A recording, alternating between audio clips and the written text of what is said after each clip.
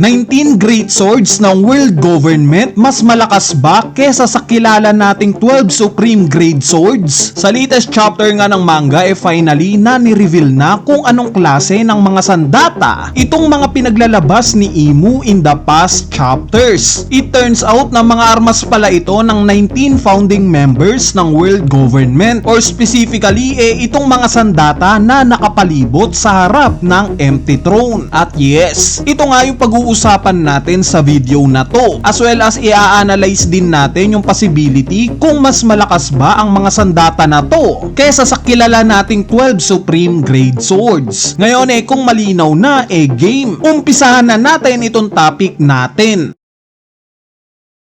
Ang una nga sa listahan natin at ang unang sandata rin na nailabas ni Imong may pangalan itong Nemesis. Sobrang kahawig nga ng espada na to itong Yoru ni Mihawk. Mas naging magkatulad pa nga ito nung time na ginamit ni Imu itong espada na to sa pag-atake niya kay Loki. Kung mapapansin nyo very similar din yung ginawang atake ni Mihawk kay Luffy sa paraan ng paggamit na to ni Imu. Yes, design wise nga para sa mga minor details magkaiba itong dalawang espada na to. Since itong Yoru nga parang inspired sa literal na cross at ginawa lang itong espada. Samantalang itong Nemesis naman merong mga bilog sa dulo ng guard neto, unlike sa Yoru na merong dalawang opening sa magkabilang dulo. Pero alam nyo ba kung anong mas kamukha netong Nemesis? Ito nga yung napakalaking espada na nakatarak mismo sa Tree of Adam. Mas kahawig nga ito ng Nemesis in terms of design. Even yung haba kuhang-kuha rin. Sa mga hindi nakakaalam in Greek mythology nga itong Nemesis ang sinasabing goddess or divine retribution. Mas kilala nga ito as goddess of revenge. Kaya nga ang kanji na ginamit ni Oda para sa espadang Nemesis may meaning na sword of the heavenly punishment. Ang sumunod namang sandata na inilabas ni Imu itong Gram. Noong una nga inakala nating isa itong spear dahil sa paggamit dito ni Imu nung sa lagin niya itong atake ni Loki. Pero mukhang blade nga lang o talim lang yung pinroduce ni Imu sa moment na to. Dahil later on nga ni-reveal ni Summers na in fact mula pala sa angkan niya itong espadang Gram. Mula nga daw ito sa Shepherd family. Sa mga nakalimutan na kabilang nga rin sa pamilya na to itong si Gorosei Jupiter. Bali itong Gram nga tinatawag rin as Sword of Wrath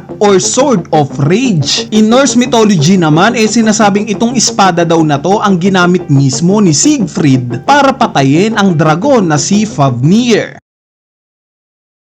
Ang sumunod naman sa listahan natin at ang pinakamisteryosong armas so far sa mga nailalabas ni Imu itong Stigma. Unlike nga sa ibang mga armas na visible yung blade, handle at iba pang parts ng weapon itong Stigma nga pure black lang yung nakita natin. Kaya naman i-assume natin na similar ito sa sitwasyon ng Gram nung una rin itong i-produce ni Imu. Kumbaga meron talagang totoong itsura itong espadang Stigma. Hindi pa lang natin nakikita dahil pinroduce nga ito ni Imu sa pamamagitan ng isang atake. Similar sa Gram na ganito rin niya pinroduce nung una at it turns out na ganito pala talaga yung itsura neto. So itong Stigma naman sinasabing Sword of Hatred. Next itong Bofu o ang Sword of the Wailing Void. Mapapansin nga natin sa design ng espada na to na very similar ito sa gamit ng ilang pinakamalalakas na karakter. Gaya ng espada ni Roger na Ace, espada ni Shanks na Gripon, at sa espada ni Shamrock na nagtataglay ng Devil Fruit na Cerberus. Itong Bofu nga ang unang itinarak ni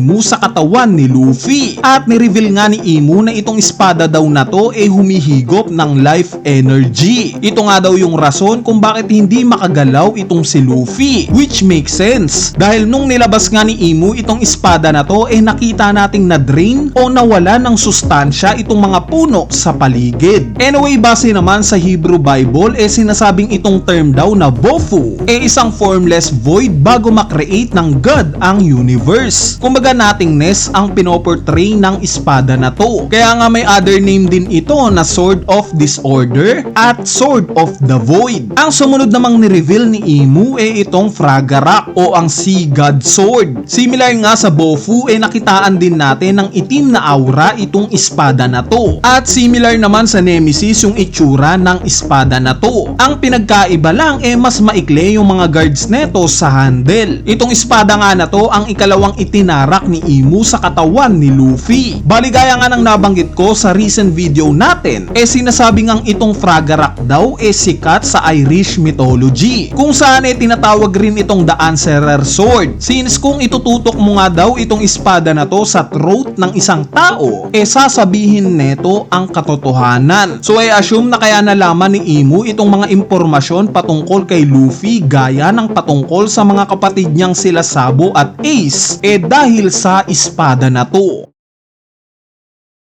Ang sumunod naman sa listahan natin itong Xingqian Axe or ang Divine Executioner's Axe. Unlike nga sa Bofu at Fragarak na nagre-release ng Black Aura, itong Xingqian Axe nga mukhang apoy ang pinuproduce. Mukhang itong palakol nga na to talagang pang-execute ng kahit na sino. Since confident nga itong si Imu na katapusan na daw ni Luffy kung maitatama niya lang itong palakol na to. In Chinese mythology nga sinasabing itong si Xingqian daw isang headless na tao na merong gamit-gamit na palakol. Bakit siya nawalan ng ulo? Dahil sa pagkatalo niya. Pero kahit wala na nga daw itong ulo, persistent pa rin siyang lumaban. Hence, ginawa niyang ulo itong sarili niyang katawan. Ang sumunod naman sa listahan natin itong gamit ni Gillingham na Longinus. Base nga sa design nito, nagtataglay nga rin ito ng Dark Aura. In chapter 1187 nga, na-reveal na sa atin ito ni Gillingham. Since ito pala yung ginamit niya para mapatalsek itong si Sanji. Napansin nga natin yan dahil sa biglang nagbago itong sandatang gamit niya. So sinasabi nga na itong Longinus Spear daw ang spear na nag-impaled kay Jesus Christ during sa crucifixion neto. Kaya tinatawag nga rin itong Spear of Holy Life. Bale bukod nga sa 7 espadang nabanggit ko,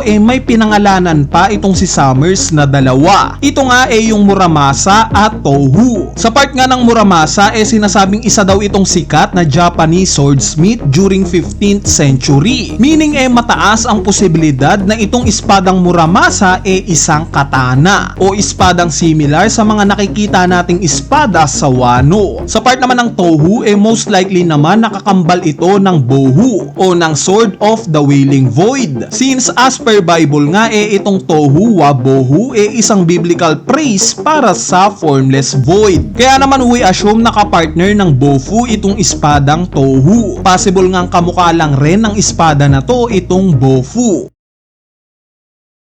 Bale ayan na nga yung siyam sa 19 na espada ng world government. Kung ibabase nga natin sa ipinakitang mga sandata na nasa harap ng empty throne, kabilang nga sa 10 pang espadang hindi pa nare-reveal isang spear, since dalawa nga yung spear dito. Isa pa uling axe dahil dalawa rin yung axe na nandito. Same as saber na isa pa yung kulang. 3 pang katana na I assume isa dito yung hawak ni Gorosei Nasujuro at 4 pang espada. Sana nga sa mga susunod pang chapters i-reveal din yung sandata ng mga kilala na nating pamilya na miyembro din ng 19 founding members ng world government. Gaya ng sa Don Quixote family. Ano kayang sandata ang taglay nila? O di kaya itong sandata ng Nerona at Figarland family? Anyway, sa tanong nga kung mas malakas ba itong sandata ng 19 founding members ng world government kesa sa 12 supreme grade swords, para sa akin nga oo. Mas malalakas ito. Dahil bukod nga sa pagiging sandata ng mga ito, meron din silang hidden powers gaya ng Bofu na nakakapag-absorb ng life energy. Kaya naman panibagong challenge nga ito para kay Zoro na ang pangarap ang maging pinakamalakas na swordsman sa mundo. Mapapatanong nga rin tayo kung at some point ba tumalo itong si Mihawk ng sandatang hawak ng world government. Bale ayan na nga yung maikling topic natin patungkol sa mga espada ng world government. Kung sakaling na-enjoy nyo nga itong topic natin, huwag nyo nang kalimutang pindutin yung like button dahil napakalaking tulong na nga niyang like nyo para sa ating channel. At syempre, idamay nyo na rin yung subscribe button para sa mas marami pang videos tulad neto. So yun lang, peace!